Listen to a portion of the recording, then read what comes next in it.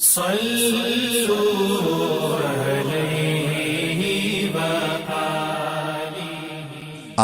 صلی اللہ علیہ وآلہ وسلم پر وحی کا ابتدائی دور اچھے سچے پاکیزہ خوابوں سے شروع ہوا۔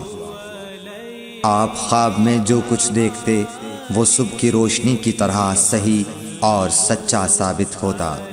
پھر من جانب قدرت آپ تنہائی پسند ہو گئے اور آپ نے غار حرا میں خلوت نشینی اختیار فرمائی اور کئی دن اور رات وہاں مسلسل عبادت اور یاد الہی و ذکر میں مشغول رہنے لگے۔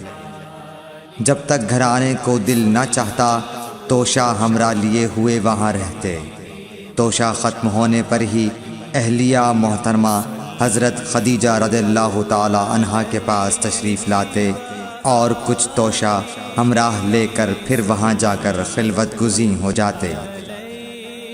یہی طریقہ جاری رہا یہاں تک کہ آپ پر حق منکشف ہو گیا اور آپ غار حرا ہی میں قیام پذیر تھے کہ اچانک حضرت جبرائیل علیہ السلام آپ کے پاس حاضر ہوئے اور کہنے لگے کہ اے محمد پڑھو۔ آپ فرماتے ہیں کہ میں نے کہا کہ میں پڑھنا نہیں جانتا۔ آپ صلی اللہ علیہ وسلم فرماتے ہیں کہ فرشتے نے مجھے پکڑ کر اتنے زور سے بھینچا کہ میری طاقت جواب دے گئی۔ پھر مجھے چھوڑ کر کہا پڑھو۔ میں نے پھر وہی جواب دیا کہ میں پڑھا ہوا نہیں ہوں۔ اس فرشتے نے مجھ کو نہایت ہی زور سے بھینچا کہ مجھ کو سخت تکلیف محسوس ہوئی۔ پھر اس نے کہا کہ پڑھ۔ میں نے کہا میں پڑھا ہوا نہیں ہوں۔ فرشتے نے تیسری بار مجھ کو پکڑا اور تیسری مرتبہ پھر مجھ کو بھینچا۔ پھر مجھے چھوڑ دیا اور کہنے لگا کہ پڑھو اپنے رب کے نام کی مدد سے جس نے پیدا کیا اور انسان کو خون کی پھٹکی سے بنایا۔ پڑھو اور آپ کا رب بہت ہی مہربانیاں کرنے والا ہے۔ بس یہی آیتیں آپ حضرت جبرائیل علیہ السلام سے سن کر اس حال میں غار حرا سے واپس ہوئے کہ آپ کا دل اس انوکھے واقعے سے کانپ رہا تھا۔ آپ حضرت خدیجہ کے ہاں تشریف لائے اور فرمایا کہ مجھے کمبل اوڑھا دو، مجھے کمبل اوڑھا دو۔ لوگوں نے آپ کو کمبل اوڑھا دیا۔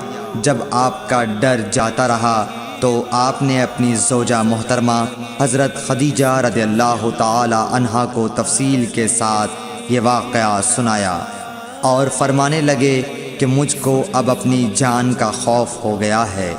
آپ کی اہلیہ محترمہ حضرت خدیجہ رضی اللہ تعالی عنہا نے آپ کی ڈھارس بندھائی اور کہا کہ آپ کا خیال صحیح نہیں ہے۔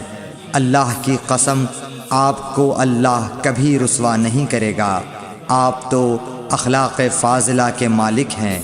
آپ تو کنبہ پرور ہیں، بے کسوں کا بوجھ اپنے سر پر رکھتے ہیں، مفلسوں کے لیے آپ کماتے ہیں، مہمان نوازی میں آپ بے مثال ہیں اور مشکل وقت میں آپ امر حق کا ساتھ دیتے ہیں۔ ایسے اوصاف حسنہ والا انسان یوں بے وقت ذلت و خواری کی موت نہیں پا سکتا۔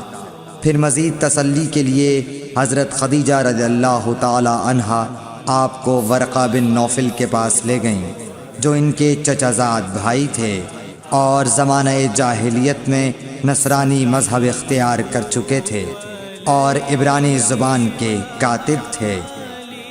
چنانچہ انجیل کو بھی حسب منشائے خداوندی عبرانی زبان میں لکھا کرتے تھے۔ انجیل سریانی زبان میں نازل ہوئی تھی، پھر اس کا ترجمہ عبرانی زبان میں ہوا۔ ورقہ اسی کو لکھتے تھے۔ وہ بہت بوڑھے ہو گئے تھے، یہاں تک کہ ان کی بینائی بھی رخصت ہو چکی تھی۔ حضرت خدیجہ رضی اللہ تعالی عنہا نے ان کے سامنے آپ کے حالات بیان کیے اور کہا کہ اے چچا زاد بھائی، اپنے بھتیجے محمد صلی اللہ علیہ وسلم کی زبانی ذرا ان کی کیفیت سن لیجئے۔ وہ بولے کہ بھتیجے آپ نے جو کچھ دیکھا ہے اس کی تفصیل سناؤ۔ چنانچہ آپ صلی اللہ علیہ وآلہ وسلم نے از اول تا آخر پورا واقعہ سنایا، جسے سن کر ورقہ بے اختیار ہو کر بول اٹھے کہ یہ تو وہی ناموس معزز رازدان فرشتہ ہے جسے اللہ نے حضرت موسیٰ علیہ السلام پر وحی دے کر بھیجا تھا۔ کاش میں آپ کے اس عہد نبوت کے شروع ہونے پر جواں عمر ہوتا، کاش میں اس وقت تک زندہ رہتا جب کہ آپ کی قوم آپ کو اس شہر سے نکال دے گی۔ رسول کریم صلی اللہ علیہ وآلہ وسلم نے یہ سن کر تعجب سے پوچھا کہ کیا وہ لوگ مجھ کو نکال دیں گے، حالانکہ میں تو ان میں صادق و امین و مقبول ہوں۔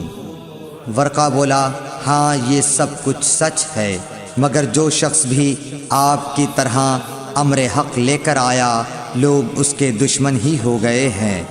اگر مجھے آپ کی نبوت کا وہ زمانہ مل جائے تو میں آپ کی پوری مدد کروں گا۔ مگر ورقہ کچھ دنوں کے بعد انتقال کر گئے، پھر کچھ عرصے تک وحی کی آمد موقوف رہی۔